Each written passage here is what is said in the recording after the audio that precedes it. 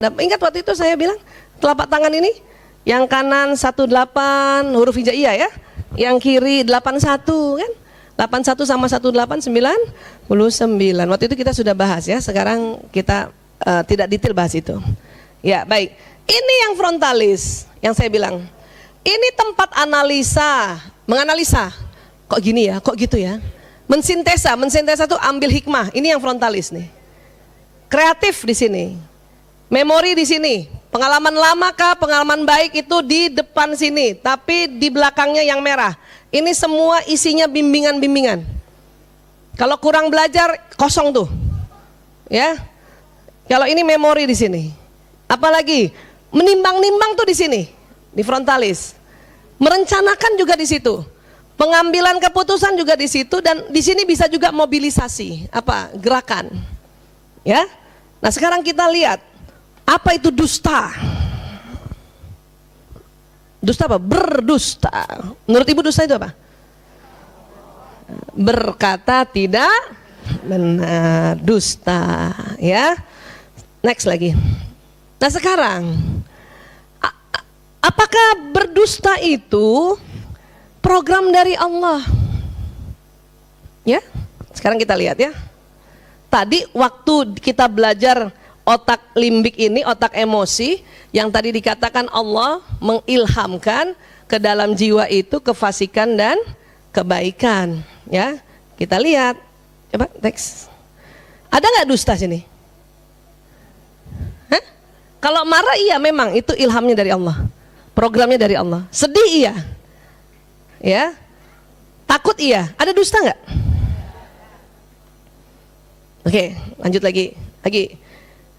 Ini ada nggak dusta di situ? Ya, di sini juga nggak ada dusta nih. Mana sih? Nah, ini nggak ada dusta. Malu, bersalah, apati. Ini yang detailnya program emosi. Nggak ada dusta.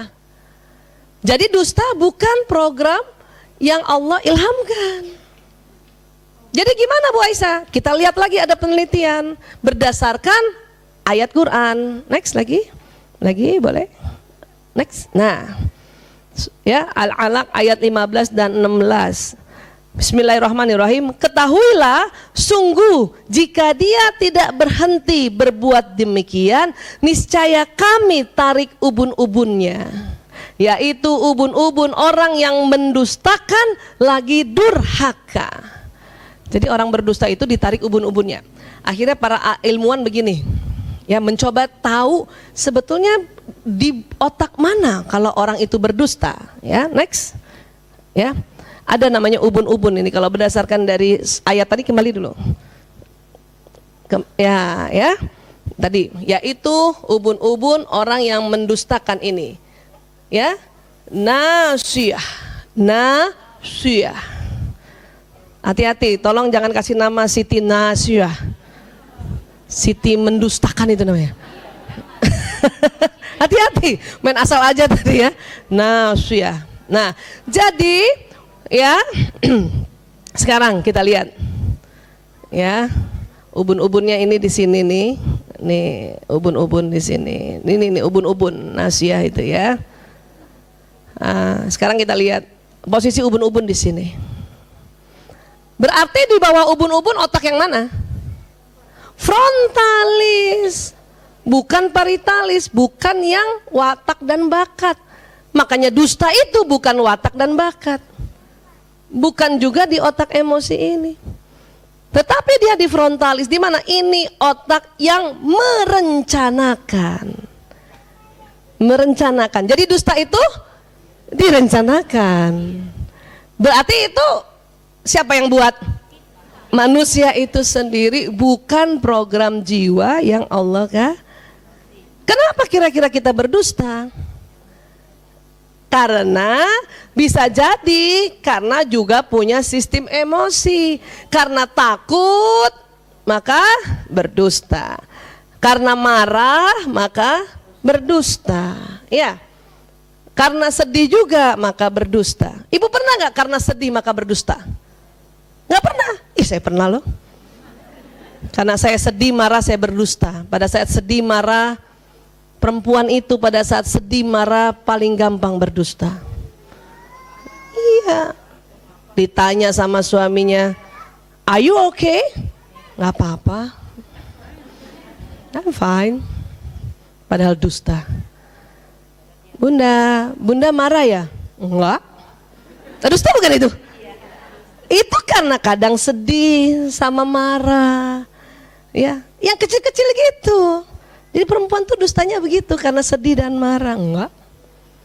Tetapi karena perempuan sebetulnya pada saat sedih dan marah ingin ditemani cerita. Sebetulnya cuman kekeliruannya itu pada saat ditanya, "Mama marah ya?" "Enggak." Walaupun dalam hatinya, tanya lagi dong. Laki-laki tidak paham itu, Ibu. Karena laki-laki menganggap, ini laki-laki ya, ya sudah kalau gitu kamu nggak apa-apa, mending aku pergi aja. Pada saat Mama marah ya, "Enggak." Apa kata suami? "Ya sudah, Papa ke bengkel ya."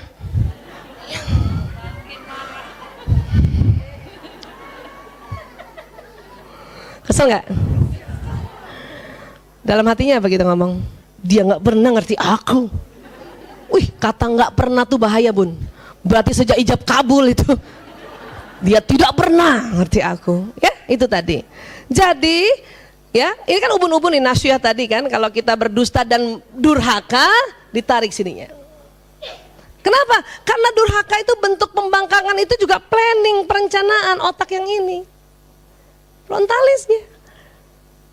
Seandainya misalnya ya ayat seandainya mengandai-andai dikatakan bukan ubun-ubun yang ditarik tapi di belakangnya ubun-ubun di sini, bisa jadi berarti dusta itu watak. Ya. Gitu. Tapi ada kaitannya nggak dengan planning perencanaan dusta dengan watak? Ada. Kenapa? Kan ini kait-kaitan.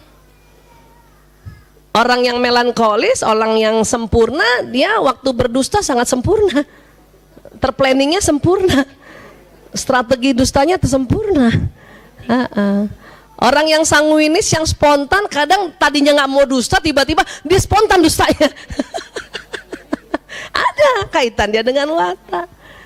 Karena ini kan akan sambung-sambung. Tapi yang memplanningkan ini, yang saya mau bilang bahwa karena ada beberapa yang mengatakan di dalam barangkali di dalam literatur YouTube, dia mengatakan bahwa program dusta memang sudah ada di kepala, di bawah sini. Itu keliru analisanya. Masa nggak mungkin dong? Ya, Allah kasih program dusta. Tapi kalau Allah kasih program takut, iya. Malah kadang-kadang kita berdoa disuruh pakai ada rasa takutnya, takut nggak dikabulkan, kan gitu. Ya, marah ada memang, tapi dusta bukan. Dusta bukan jenis emosi, tetapi dia adalah ya sesuatu yang direncanakan manusia karena bisa jadi dorongan emosi. Ditambah apa? Satu lagi yang di leher namanya batang otak. Itu otak ya reptil. Kalau ini otak mamalia. Otak reptil, tahu reptil nggak? Kalau saya bilang reptil apa? Ular, reptil. Reptil itu nggak punya otak emosi, Bu. Reptil itu nggak pernah marah, nggak pernah sombong, nggak pernah sedih. Reptil cuma ada batang otak. Sikap reptil cuma dua, fight or flight, serang atau mundur. Jadi kalau ada ular matok ibu itu bukan marah. Dia nyerang doang, nggak marah. Ular, apakah engkau marah? Enggak. Dia nggak punya otak emosi. Pokoknya dia serang doang. Makanya kalau ketemu ular, dua doang tuh. Dia matok atau dia lari. Ya nggak? Itu. Nah, itu yang disebut mekanisme pertahanan diri. Manusia ada otak reptilnya, ada otak emosinya. Jadi gabungan antara mekanisme pertahanan diri dengan emosinya, maka dibuat perencanaan berdusta. Gitu. Mulai dari dusta yang kecil-kecil tadi kayak kita, sampai yang dusta nasional.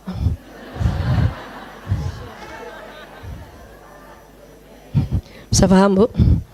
Ya. Karena nggak ada itu, dusta itu bukan program ya. Lanjut lagi boleh? Next lagi. Nah itu. Sehingga berbagai perubahan perilaku dan kesehatan mental adalah efek dari kerusakan pada lobus frontalis. Jadi kalau ada orang perilakunya kacau, mentalnya kacau, itu karena di frontalisnya ini. Dia nyusunnya itu loh, ya, merencanakannya tuh kacau. Kenapa? Bisa jadi karena nggak ada prinsip yang di depan sini. Bisa paham ya? Itu gunanya kita belajar, gunanya kita pergi ke taklim di mana saja, baik taklim di YouTuber ya, di YouTube itu juga bisa taklim kan di situ ya, ambil ilmu di situ ya. Nah itu ini, makanya walaupun dorongan dari otak reptil yang di batang otak ini, otak reptil dan mamalia, tapi kalau ada isinya di sini, apa isinya? Ya kita belajar bahwa dusta itu Allah akan tarik ubun-ubunnya. Ya, kalau kita berdusta dijauhi orang banyak, tidak dipercaya orang banyak, itu harus dimasukkan di sini. Makanya dari kecil anak-anak kita harus kasih tahu bahaya-bahaya berdusta. Bahkan harus bukakan hadis dan Quran supaya apa? Mumpung masih fresh di otaknya sini untuk masuk. Kadang kita cuma bilang jangan bohong, dosa. Benar juga, tapi baru satu saja. Coba tambahkan ya input-input yang memang Allah kasih tahu bahwa keburukan dusta itu adalah A, B, C, D dan ini untuk masuk di sini. Kita juga Bun deteksi aja. Kalau saya masih sering berdusta, berarti masih kurang ilmu-ilmu tentang ya keburukan dusta di otak saya, atau sudah masuk tapi kadang tidak dinyalakan lagi, karena hal itu harus diulang. Deteksinya gitu aja ya. Aduh saya kok masih dusta ya sama suami, tadi dia bilang uang belanja masih ada, saya bilang udah habis. Aduh saya harus taklim tentang dosa dusta nih. Ya. Kenapa? Habis kalau saya bilang masih ada nggak dikasih. Padahal seandainya sudah banyak belajar di sini tentang keburukan dusta, maka boleh nggak kita planning untuk ngomong aja sejujurnya, ya sebetulnya masih ada. Tapi kalau ditambah lagi aku suka. Kenapa nggak bilang begitu? Kan itu juga perencanaan untuk ngomong kayak gitu kan? Ngomong aja. Laki-laki itu walaupun ibu mendustakan dia tahu. Kebalikannya juga, kalaupun dia mendustakan ibu juga tahu. Ya di mana ya? Di jalan. Gue tahu lo bohong. Pasti di kafe. Gitu. Kedengaran dentuman musiknya kan gitu ya. Iya. Makanya ini yang perlu diisi dan diulang-ulang nih tentang ya bahaya-bahaya dusta ya dan mudaratnya dusta di sini gitu. Bu Aisyah, boleh nggak kita dusta karena melindungi seseorang? Itu juga ada kisah-kisah itu untuk melindungi nyawa seseorang. Kamu lihat nggak tadi misalnya ada anak kecil lari ke sini? Enggak, sana kali. Berarti kita mau nolong itu kan? Tapi itu harus juga di planning di sini di frontalis bahwa saya niat menolong dia, maka saya berkata yang tidak sesungguhnya. Kenapa? Karena itu di planning lagi. Karena kita tahu sekarang hati-hati anak kecil dicari-cari. Untuk diapain? Diculik atau maaf disodomi. Kalau kita lihat ada anak kecil lari-lari, kemudian kita lihat dari jauh ada bapak-bapak perlente banget, waduh bahaya nih. Saya bapaknya, saya nggak lihat Pak, saya juga nggak tahu kalau bapak bapaknya. Iya dong, iya. Jadi di mana nggak tahu Pak, coba ke sana aja sana. Padahal dia ada di dalam rumah kita misalnya. Kalaupun dia bapaknya, kenapa tuh anak lari coba? Pasti tuh bapaknya ngaco kan? Atau dia mau ambil karena mungkin bercerai ibunya kan gitu. Tetapi kan kita dustanya memang ya Allah, saya dustakan ini, saya tidak berkata benar karena saya lindungi anak ini karena saya lihat gitu. Itu namanya strategi. Ya, saya paham sampai sini ya? Iya. Seluruh kejahatan di muka bumi adalah hasil kerja dari fungsi otak. Otak yang mana? Lobus frontalis. Sebagaimana juga seluruh kebajikan di bumi adalah hasil kerja otak. Yang mana juga otaknya? Sama di sini juga. Tinggal ada nggak isi depannya tuh. Makanya dia bikin kebajikan yang banyak. Ya. Kalau ini memang udah ada isinya dari sananya. Mulai apatis, sedih, takut, marah, sombong, buru-buru, ya. Senang pun sudah ada di sini, syukur sudah ada di sini, watak kita sudah ada di sini, kekuatan, kelemahan. Ya, ada orang kita lihat, dia kok inget terus ya apa yang dikatakan waktu saya ngejek dia gitu. Itu bukan kejelekannya, oh itu wataknya. Ya, tipe apa tuh yang begitu tuh yang selalu ingat apa yang dikatakan padanya? Tipe melankolis, dia ingat apa yang dikatakan lagi dibully. Anak kita yang tipe melankolis, kalau temennya membuli dia inget terus. Iya, badannya gendut, tuh inget terus dia tuh. Nah itu pun di sini dia ingat karena ada daya ingatnya. Pengalamannya di sini, ya. Nah itu tadi. Sedikit lagi, next.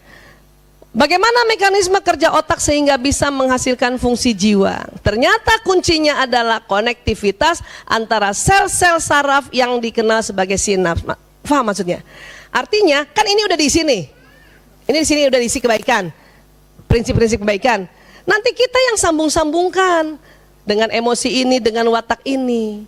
Berarti jiwa itu kita yang upayakan untuk menjadi jiwa yang baik.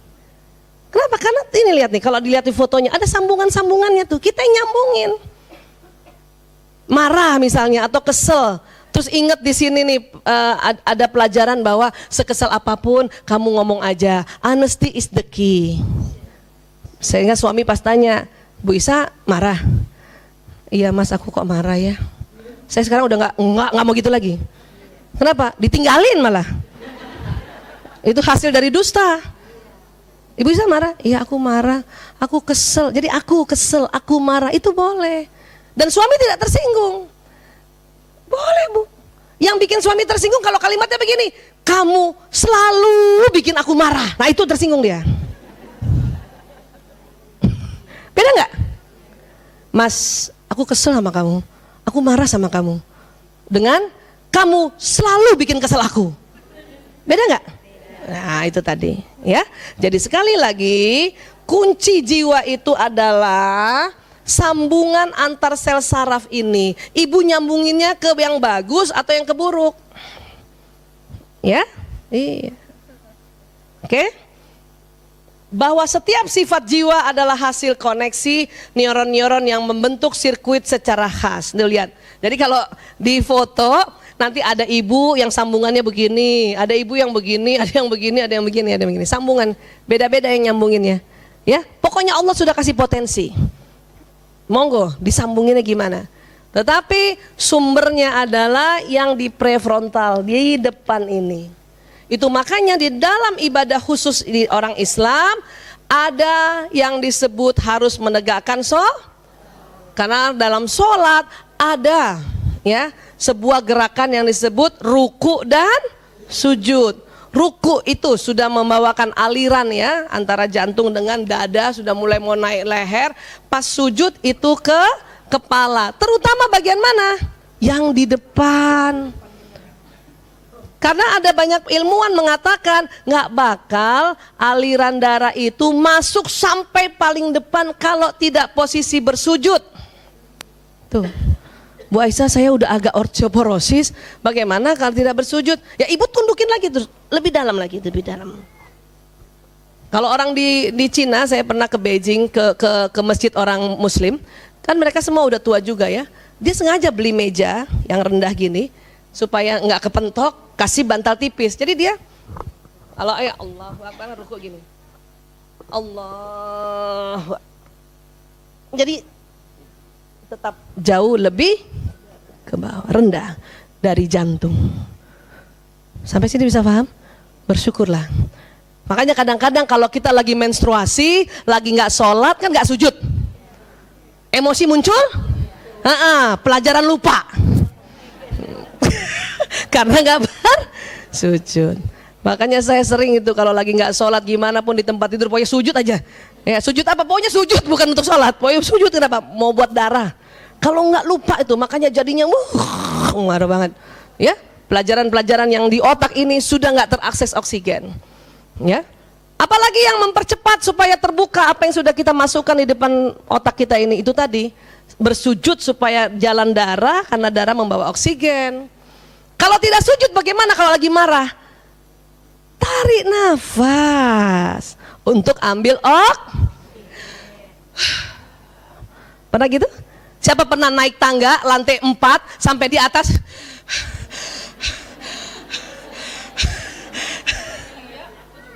Udah mulai? Udah wajar. Ya gitu. Bu Aisyah kalau tarik nafas aja itu udah bagus, betul. Tetapi ada kelemahannya. Apa? Kalimat kepasrahannya belum ada. Jadi gimana Bu Aisyah? Itulah Islam ajarkan lagi. Dia jauh lebih utama lagi dari teknik-teknik lain. Apa? Istighfar tadi. Astagfirullahaladzim. Astagfirullahaladzim. Coba ibu ucapkan istighfar. Astagfirullahaladzim. Itu hidungnya langsung narik nafas gak? Astagfirullahaladzim. Langsung kan? Kalau nafas biasa kurang lebih oksigen masuk 1 liter. Tapi pas ibu sudah istighfar, karena waktu astagfirullahaladzim itu karbon dioksida keluar banyak. Waktu ibu otomatis napas itu langsung 8 liter. Kan asik kan? Astagfirullahaladzim. Astagfirullahaladzim. Kan gitu. Nah itulah asiknya. Agama lain bagaimana? Walau alam dia punya cara seperti apa, tetapi tarik nafas panjang itu cara paling universal, cara umum. Hanya kelemahannya belum ada kepasrahan. Astagfirullahaladzim, di dalamnya ada tarikan nafas dan kalimatnya adalah memohon ampun, saya mohon ampun. Kan gitu. Apalagi yang bisa mengambil oksigen banyak, tahlil. La ilaha illallah. Coba ibu yoyo. La ilaha illallah. Langsung narik gak hidungnya? Makanya selama ini gak heran kalau ibu lagi kesel sama anak-anak, ibu teriaknya gitu, la ilaha illallah. Tapi tolong karena sudah rajin taklim, dipercantik mukanya bu. La ilaha illallah. Bu Aisyah kalau istighfarnya ngebatin aja nggak diucapkan? Bisa, tetapi karbon dioksida tidak keluar. Astagfirullahaladzim.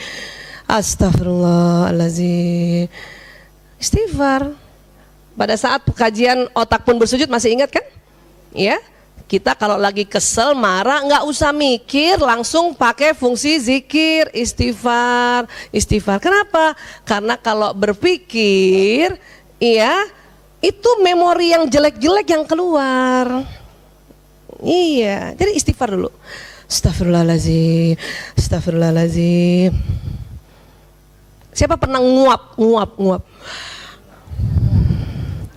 Kalau kita nguap itu berarti kurang oksigen. Makanya otomatis tubuh menarik. Terus 10 liter masuk. Orang di sampingnya ikut nguap juga. Kenapa? Karena oksigen dia kita ambil. Berderetlah itu nguap. Ketarik. Makanya istilahnya nular. Kan kurang. Kita ambil 10 kan dia kurang 10 ya. Wow, dari gitu juga. Masya Allah, ya Allah, ya Allah. Baik, Bu Aisyah, kalau saya terlalu sering berdusta, terus gimana dong untuk kita bisa pulihkan? Memang kebiasaan berdusta itu terlanjur, ya, boleh kembali satu dulu. Ya, terlanjur terbentuk sambungannya. Orang yang terbiasa berdusta, katakanlah saya dokter narkoba, selama 20 tahun ini melihat semua pecandu narkoba pasti berbohong. Kenapa? Karena kebutuhan tubuhnya untuk mendapatkan narkoba. Dia berbohong. Kalau dia makainya 5 tahun berarti 5 tahun berbohong. Dia pakainya 10 tahun, 10 tahun berbohong. Ya, udah terbentuk nih gini. Bisa dilepaskan? Nggak bisa. Terus gimana dong Bu Aisyah? Berarti dia menjadi orang yang terlalu bersuka berbohong. Iya, tapi kalau dia mau bertobat, mencoba merubah atau membuat perilaku yang baru, maka kalau ini sudah tersambung, kan ini belum di sampingnya. Disambung lagi. Kenapa ini? Di otak itu ada sekitar 150 triliun sambungan. 150 triliun itu banyak banget. Kita umur 100 tahun aja nggak kepake semua, Bu. Iya, 150 triliun ini. Jadi misalnya ya orang yang dia sirkuit dustanya di sini, ya udah nggak bisa terputuskan. Tetapi dia mau berobat dan bertobat. Makanya di dalam rehabilitasi narkoba itu diajarin untuk jujur. Honesty is the key. Jujur itu kan memberikan sesuatu yang baik. Nah, baru tersambung lagi yang baru. Udah azan? Oke. Seperti itulah berdusta, tinjauan dari neuroscience. Insya Allah kita mencoba untuk berkata yang sebenarnya. Yang penting caranya yang baik dan pantas, benar, baik dan pantas ya. Terima kasih teman-teman semuanya. Ingat, berdusta itu bukan program bawaan, itu adalah kreativitas manusia. Gak boleh ada yang bilang emang nih turunannya suka dusta, gak boleh ngomongin gitu. Baik, terima kasih, maaf lahir batin, wabillahi taufiq wal hidayah. Wassalamualaikum warahmatullahi wabarakatuh.